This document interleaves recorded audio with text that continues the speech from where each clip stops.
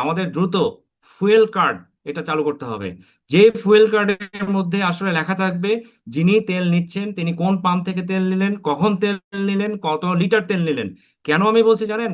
আমাদের স্বাভাবিক সময়ে জ্বালানি তেলের যে চাহিদা প্রায় 12,000 লিটার, আমরা দেখেছি এক মাসে এটা প্রায় দৈনিক 20,000 লিটারে উঠে গেছে।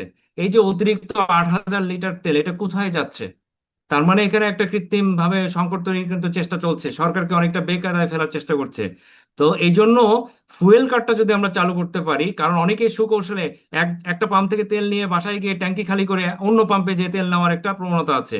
তাহলে আপনার যদি ওই যে ফুয়েল কার্ড ছাড়া যদি তেল নেওয়াটা আমরা যদি নিশ্চিত করতে পারি, তাহলে কিন্তু ওই সুযোগ আর থাকবে না। তবে সেক্ষেত্রে পাম্পের যারা মালিক আছে বা যারা পাম্পের কর্মকর্তা আছে, তারা যেন আবার অনিয়ম করার একটা সুযোগ যেন না পেয়ে যায়। যে কার্ডের আপনি দেখছেন যে তেল নিয়েছে, কিন্তু দেখা যাবে যে আপনি অতিরিক্ত পয়সা দিচ্ছেন, তখন আপনাকে ওই কার্ডের মধ্যে না লিখে তেলটা দিয়ে দিল।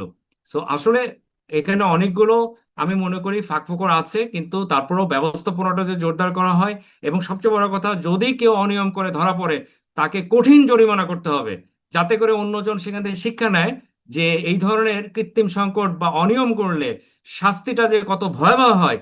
দেখা যাবে ওই 100 টাকা আর 200 টাকা জরিমানা করে এই যে আমাদের একটা সংস্কৃতি, এই সংস্কৃতি থেকে কিন্তু আপনি কোনো পরিবর্তন আনতে পারবেন না।